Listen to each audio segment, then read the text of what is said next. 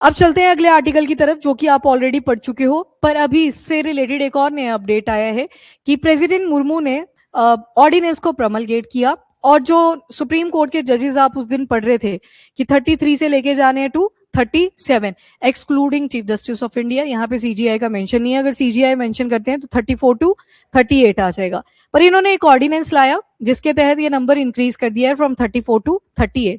पर जब आपने लास्ट टाइम ये आर्टिकल किया था तो उस दिन क्या बोला था कि अभी दोबारा से जब सेशन आएगा, मॉनसून सेशन में हमारे हाउस में सारे डेलीगेट्स आएंगे, बैठेंगे और चर्चाएं करेंगे, तो उस टाइम पे ये दोबारा से ब्रिंग आउट होगा, पार्लियामेंट के अंदर बाय लॉ इसे पास किया जाएगा।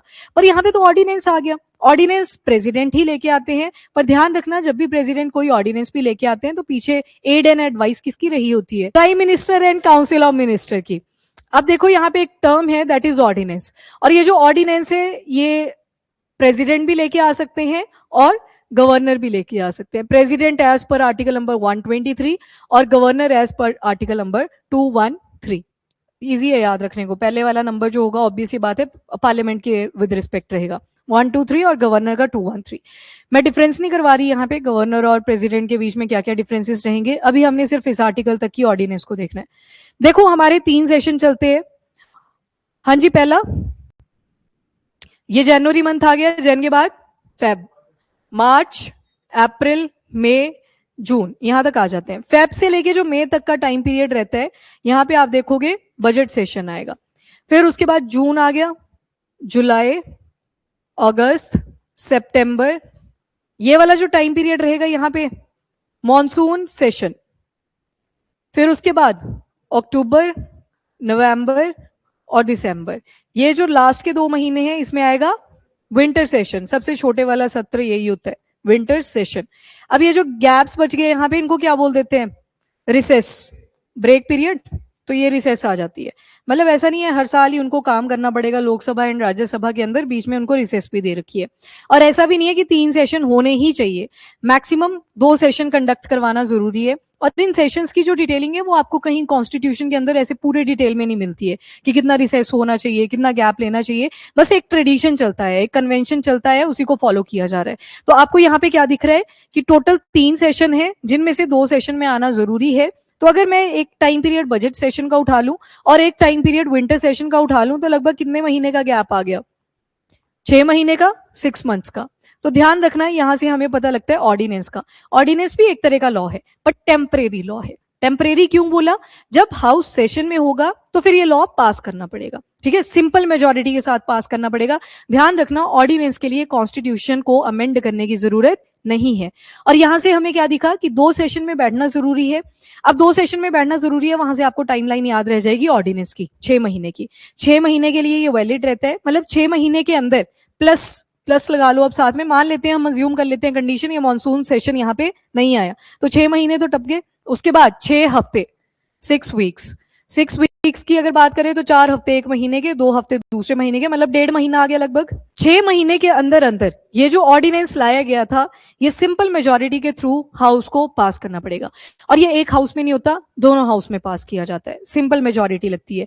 अब ऑर्डिनेंस कब लाया जा सकता है? जब एक हाउस या दोनों ही हाउसेस सेशन में नहीं है। अब ये दोनों कंडीशन आपने मेंशन करनी होती है। अब ये क्यों बोला एक हाउस भी नहीं है, दोनों ही हाउस भी नहीं है? क्योंकि सिंपल मेजोरिटी जो पास होगी वो दोनों हाउसेस के अंदर होगी, वहां पे आपको दोनों हाउसेस चाहिए, लोकसभा भी एंड राज्यसभा भी। तो ये कंडीशन बता दी। तो ऑर्डिनेंस क्या आ गया आपके पास? एक तरह का टेम्परेरी लॉ। पर इसका मतलब ये नहीं है कि अभी जब ये पास होगा तब जाके 38 नंबर हो जाएगा टोटल, मतलब चीफ जस्टिस ऑफ इंडिया को भी इंक्लूड कर दूं अगर, उसके लिए पास होगी मेजोरिटी, लैप्स कर जाता है। इनकेस पास नहीं हुआ तो लैप्स कर जाएगा। पर अभी के लिए नंबर कितना हो चुका है? From 33 to 37। और अगर 34 लिखा होगा तो आगे कितना आएगा? 38, मतलब उसमें chief justice of India included रहेंगे। तो पास करने के लिए जो टाइम पीरियड है वो कितने हफ्तों का है? 6 हफ्तों का है। अब इसमें डिबेट वगैरह भी तो चलेगी, और दिक्कत यही आ रही है आज के टाइम पे, ऑपोजिशन के पास अगर स्ट्रॉन्ग पॉइंट्स नहीं है बोलने के लिए तो उस केस में ज्यादा डिबेट पे टाइम नहीं जाता और जो ऑर्डिनेंस है वो भी लॉ का रूप ले लेगा। अब यहाँ पे जब 6 हफ्ते का टाइम मिलेगा, मतलब जो सेशन में अब जब लोगों को बुलाना है, कौन बुलाता है? प्रेसिडेंट समनिंग करता है ना दोनों हाउसेस के लिए कि आज अब सेशन में बैठना है, तो वहां पे समनिंग का काम किसका रहता है? प्रेसिडेंट का रहता है। अब मान लो प्रेसिडेंट ने बुला लिया, अब मैं ये अज्यूम करके चल रही हूँ ये वाला टाइम पीरियड यहाँ पे नहीं है। अज्यूम क्यों कर रहे हैं? क्योंकि हमें ये 6 महीने भी देखने हैं, ठीक है? बीच में भी आ सकता है, वो जरूरी नहीं है, फिर डिबेट उस हिसाब से चलेगी। और फिर यहाँ पे जब समनिंग हो चुकी है, मतलब प्रेसिडेंट ने उनको बुलाया कि आइए और सेशन कंडक्ट करिए, अब दोबारा से यहाँ पे ऑर्डिनेंस का मेंशन करा जाएगा और ये ऑर्डिनेंस पास किया जाएगा bye simple majority, both houses.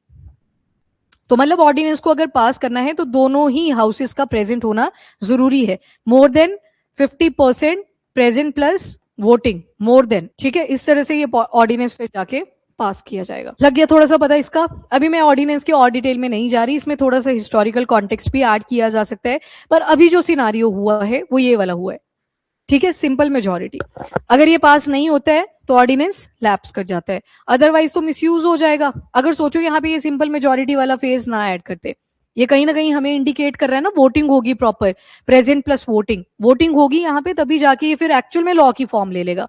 और आपको याद होगा सुप्रीम कोर्ट के जो जजेस का नंबर है उसे चेंज किया जा सकता है। जब कॉन्स्टिट्यूशन की फॉर्मेशन हुई थी तो पहले कितने थे? 7, 8 बोलेंगे अगर चीफ जस्टिस ऑफ इंडिया को भी इंक्लूड कराए, पर उसके बाद विद टाइम बड़ी सारी अमेंडमेंट्स उसके अंदर करी गई, पर एक चीज बोली गई थी 124 क्लॉज 1 के अंदर कि सुप्रीम कोर्ट के जजेस का नंबर इंक्रीज किया जा सकता है only by parliament, by law. By law क्या इंडिकेट कर रहा है कि आपको मेजोरिटी पास करनी चाहिए। अब प्रेसिडेंट काम किसके बोलने पे करते हैं? Prime minister plus council of minister. तो उन्होंने बोला आप ऑर्डिनेंस लाइए। अब प्रेसिडेंट को लगता है कि हाँ ये एक्चुअल में बहुत ज्यादा इंपॉर्टेंट है, वैसे 4 जजेस को इंक्रीज करके वो पेंडेंसी ऑफ केसेस इतनी भी रिड्यूस नहीं करेगी, पर हाँ चलो उनको लगा कि ये इंपॉर्टेंट है, तो इंपॉर्टेंट है वो क्या ले आए? ऑर्डिनेंस। ऑर्डिनेंस की जो पावर है ये प्रेसिडेंट को भी दे रखी है और दूसरी तरफ गवर्नर को दे रखी है, पर जो गवर्नर वाला आता है केस उसमें प्रेसिडेंट से एक बार पूछना पड़ता है। चलो वो अलग सिनारियो आ गया, आपको ये वाला ध्यान रखना है अभी के लिए जो इस लॉ के हिसाब से इंपॉर्टेंट है। तो यहाँ पे आपने क्या देखा कि पार्लियामेंट के पास है ये, और पार्लियामेंट के अलावा ऑर्डिनेंस की पावर किसके पास दे दी गई? प्रेसिडेंट के पास। प्रेसिडेंट ले आए इसको हाउस में। मैक्सिमम ऑर्डिनेंस का टाइम पीरियड कितना रह सकता है? 6 मंथ्स प्लस 6 वीक, मतलब लगभग 7.5 महीने का टाइम पीरियड आ गया। 6 हफ्ते है ना, तो ऐसे अज्यूम कर सकते हो, पर एक्चुअल में जो time period that is 6 months plus 6 weeks. 6 weeks क्यों दिए गए? पास करने के लिए, वो जो सिंपल मेजोरिटी थी। अब सोचो ये वाला होता ही ना यहाँ पे, मतलब जरूरी नहीं है, सिंपल मेजोरिटी लाने की जरूरत नहीं है, तो इसके तो बड़े सारे नेगेटिव कॉन्सिक्वेंसेज होते। तब तो प्रेसिडेंट से करवाए चलो काम, ऑर्डिनेंस ही ऑर्डिनेंस आएंगे। इतिहास में ऐसी चीजें हुई भी, तो ऐसी चीजें ना हो तो उसके लिए एक 38th अमेंडमेंट आया था कि अगर प्रेसिडेंट सेटिस्फाई है तो बस हो गया, उसके बाद मेजोरिटी की जरूरत नहीं है। 44th अमेंडमेंट आया जिसमें ये दोबारा से चीज कट डाउन करी कि नहीं ये वाला इंपॉर्टेंट है, मेजोरिटी यहाँ पे होनी चाहिए। तो ये अभी लिए हुआ है जो अभी अपडेट्स आए हैं, क्योंकि आप ये आर्टिकल कर चुके थे तो ये पढ़ना भी जरूरी है। वैसे नहीं करना अभी, अभी जो करंट सिनारियो उसके हिसाब से मैंने बताया। ऑर्डिनेंस के ऊपर आप बोलो पूरी डिटेल करनी है वो भी कर लेंगे, पर फिर एक ही आर्टिकल होना था, तो इसी वजह से मैंने इसको यहीं तक रखा अभी के लिए, ठीक है? ओके, नाउ ये वाला आर्टिकल देख लो फटाफट से। तो अभी संडे May 17, 2026 प्रेसिडेंट ने ऑर्डिनेंस को प्रमलगेट किया कि जो नंबर ऑफ जजेस हैं उसको हम लेके जा रहे हैं टू 37। लास्ट टाइम जब आपने पढ़ा था तो सुप्रीम कोर्ट की जो नंबर ऑफ जजेस एक्ट है 1956 उसके बारे में पढ़ा था, और प्रीवियसली कितनी बार जो आज के टाइम पे जजेस का नंबर है वो इंक्रीज करा गया था, वो सारी चीजें उसमें अपडेट करी थी। तो गैजेट की नोटिफिकेशन में ये May 16 को आ जाता है कि पार्लियामेंट अभी सेशन में नहीं है, और अगर सेशन में नहीं है तो प्रेसिडेंट सेटिस्फाई है कि हमें ये जो नंबर है वो इंक्रीज करना चाहिए, ठीक है? तो मतलब प्रेसिडेंट ने भी किसके बिहाफ पे बोला? Prime minister plus council of minister. जब भी प्रेसिडेंट के बारे में आप पढ़ते हो वहां लिखा होता है ना ब्रैकेट में PM प्लस COM, यानी कि इन दोनों की प्रेजेंस में ही रहेगा। नाउ सुप्रीम कोर्ट का नंबर ऑफ जजेस अमेंडमेंट ऑर्डिनेंस 2026, अभी के लिए इसको ऑर्डिनेंस ही लिखेंगे। क्यों लिखेंगे वो आपने रीजन देख लिया, क्योंकि प्रेसिडेंट लेके आए हैं। अब इसके लिए सिंपल मेजोरिटी चाहिए, उसके बाद जाके इसमें क्या लिखेंगे? एक्ट, फिर ये एक्ट बनेगा। अब ये कॉन्स्टिट्यूशनल बेस कहां से लेके आते हैं ऑर्डिनेंस का? तो आर्टिकल नंबर 123, और ये प्रेसिडेंट को पावर देते हैं कि आप ऑर्डिनेंस लेके आ सकते हो। इसके बाद पर्पस क्या था इस बारी जो ऑर्डिनेंस लाया गया? कि जो नंबर ऑफ जजेस हैं सुप्रीम कोर्ट ऑफ इंडिया के वो हमको इंक्रीज करने हैं फ्रॉम 33 टू 37। अमेंडमेंट कहां पे बनाई गई? तो याद है सेक्शन 2 की मेंशन आपने लास्ट टाइम भी की थी। तो ये सुप्रीम कोर्ट का नंबर ऑफ जजेस एक्ट 1956 है जिसमें बोला 33 को रिप्लेस करना है बाय 37। अब ये देख लो ये चेंजेस करेंगे जो हिस्टोरिकली यहाँ पे आपको मेंशन करे हैं।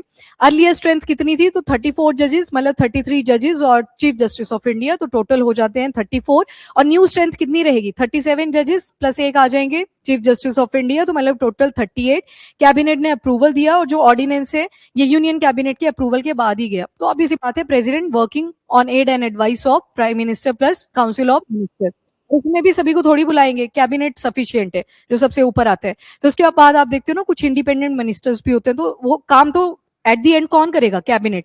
अब मैं यहीं पे बात छेड़ दूं, अब जैसे डिटेल में इसको करना हो तो एक किचन कैबिनेट भी आप पढ़ते हो।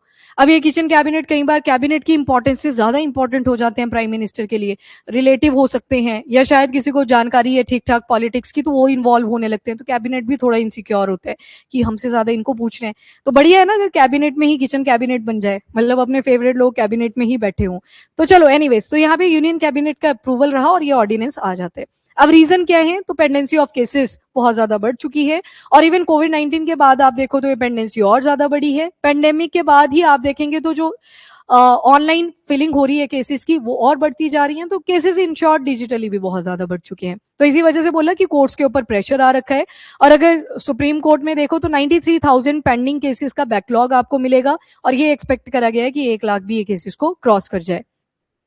2019 में भी स्ट्रेंथ को चेंज करा गया था, लास्ट टाइम यही वाले चेंजेस हुए थे, जहां पे पहले 31 जजेस थे और फिर 33 जजेस पे इसको ले आए। अब इवोल्यूशन कैसे कैसे हुआ ये सुप्रीम कोर्ट की जजेस की स्ट्रेंथ का? तो नंबर 1 कॉन्स्टिट्यूशनल प्रोविजन, जिसमें आर्टिकल नंबर आएगा 124 clause 1। Originally chief justice of India not more than 7 जजेस। जब 1956 में ये एक्ट भी आया था, यही बोला था ना वहां पे कि पार्लियामेंट बाय लॉ चेंज कर सकता है नंबर को, स्ट्रेंथ को इंक्रीज कर सकता है, पर अभी के लिए कितने होंगे? 7 जजेस होंगे प्लस एक चीफ जस्टिस ऑफ इंडिया होंगे। तो पार्लियामेंट के पास पावर है कि बाय लॉ वो इसको इंक्रीज भी कर सकते हैं। इसके बाद सुप्रीम कोर्ट के नंबर ऑफ जजेस एक्ट 1956 टोटल, शुरू में, बाद में आपने देखा पहले 7 थे, फिर उसके बाद 10 पे भी आए थे। 10 ये नंबर लिखा हुआ है including chief justice, sorry excluding chief justice of India. ये with the time number of जो जजेस का नंबर है वो चेंज होता गया। इसको और अच्छे से देखना है आपने तो लर्न करने की जरूरत नहीं है, ये बस रिप्रेजेंटेशन करी गई है कि जो नंबर ऑफ जजेस हैं वो चेंज होते रहे हैं हिस्टोरिकली, दैट्स इट। आज द हिंदू के ऊपर वो पूरी लिस्ट भी दे रखी है कि कौन कौन जजेस होंगे। अभी के लिए 2 वैकेंसीज भी हैं उसमें, तो वो हो जाएगी अपग्रेडेशन। 2 रिटायरमेंट्स भी हैं, चलो वो तो चलता ही रहता है अपग्रेडेशन एंड रिटायरमेंट, पर अभी के लिए आप देखोगे नंबर कहाँ पे आ गया? 37। तो शुरू में आपने देखा 7 जजेस थे, अगर 8 लिख रही हूं तो फिर चीफ जस्टिस ऑफ इंडिया भी आएंगे, ये एक्सक्लूडिंग सीजीआई के हिसाब से लिखे।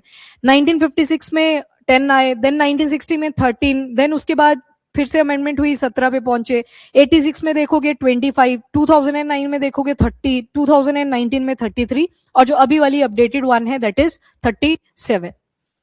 ऑर्डिनेंस अब कौन इशू करेंगे यहाँ पे? तो प्रेसिडेंट करेंगे, और ऑर्डिनेंस के पास सेम फोर्स होती है जैसे कि लॉ पास बाय पार्लियामेंट। तभी बोला कि ये जो नंबर है ये अब चेंज हो चुका है, पर फिर भी इसे पास करना जरूरी है हमारे हाउसेस के अंदर, जो कि सिंपल मेजोरिटी के थ्रू करा जाएगा जब दोबारा से हाउस सेशन में होगा। जैसे प्रेसिडेंट समन रखेंगे, समन की आ जाओ अब सेशन में बैठो, तो उस टाइम पे लॉ पास होगा, फिर ये परमानेंटली ऐड हो जाए। अभी भी हो गया, फंक्शनिंग अभी इसी हिसाब से चलेगी, क्योंकि ऑर्डिनेंस में लिखा है ना यहाँ पे सेम फोर्स होती है जैसे पार्लियामेंट ने कोई लॉ पास करा है। बस एक ही कंडीशन है कि बाद में आपको मेजोरिटी पास करनी पड़ेगी, अदरवाइज ऑर्डिनेंस का मिसयूज हो सकता है कि बार बार प्रेसिडेंट को बोला कि ये वाला ऑर्डिनेंस भी लेके आओ, ये भी ऑर्डिनेंस लेके आओ। तो इसी वजह से बोला गया कि अभी के लिए इतना ही है, और बाद में सिंपल मेजोरिटी के थ्रू ये भी चेंजेस होंगे। ये रिसेस के टाइम पे ही आता है, अभी हाउस सेशन में नहीं है, बंद कर दिया इन्होंने सारा, तो ऑर्डिनेंस आता ही तब है जब रिसेस चल रही होती है, ब्रेक वाला पीरियड चल रहा है।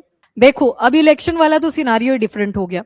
जो इलेक्शन वाला आप बोल रहे हो, 1 मिनट इसको कर लूं कंप्लीट, फिर कर लेते हैं इसको कंटिन्यू। हाउस सेशन में होना और इलेक्शन दोनों डिफरेंट चीज है आगे, तो ये वाला लास्ट में डिस्कस करते हैं, ठीक है। अब ऑर्डिनेंस कब कब इशू करा जा सकता है? तो पहली कंडीशन तो यही है, एक हाउस या दोनों ही हाउसेस सेशन में नहीं है, और दोनों हाउसेस का होना जरूरी भी है जब लॉ पास किया जाएगा।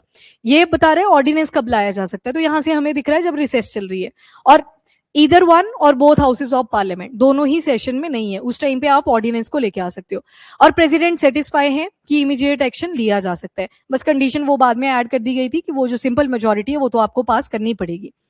ये था आपका ऑर्डिनेंस वाला आर्टिकल। जैन से शुरू किया था, सेशन आया, रिसेस आई, सेशन आया, रिसेस आई, सेशन आया, पूरा टाइम नहीं करते हैं काम, सेम सिनारियो है दोनों ही हाउसेस में, तो एक हाउस या फिर दोनों ही हाउसेस तभी मेंशन करा है, ऐसे थोड़ी है ये मतलब हर दिन काम करेंगे, ब्रेक लंबी होती है यहाँ पे मतलब।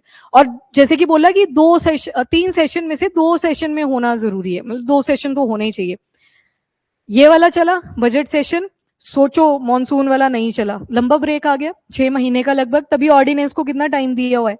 6 मंथ्स, और फिर पास करने के लिए 6 वीक्स ये इसी वजह से दिया है। इन केस अगर कल को ऐसे हो जैसे कोविड-19 के टाइम पे भी आपने देखा था कि बजट सेशन हुआ पर बीच में ब्रेक आ जाती है फिर जाके विंटर सेशन हुआ।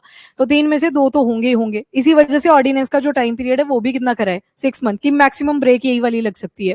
यहाँ पे अगर ब्रेक लगेगी तो दोबारा से 6 महीने ज़्यादा गैप आ जाएगा इवन। तो सेशन तो होना ही चाहिए और तभी बोला गया कि 1 साल के अंदर 3 सेशन 3 में से 2 होने ज़रूरी हैं। ये कन्वेंशन चलता है, ये लिखा नहीं है आप कॉन्स्टिट्यूशन के अंदर देखोगे तो वहाँ पे मेंशन नहीं है, वहाँ लिखा है एज़ पर द कन्वेंशन कि ऐसे ही चलता आ रहा है ये प्रोसीजर।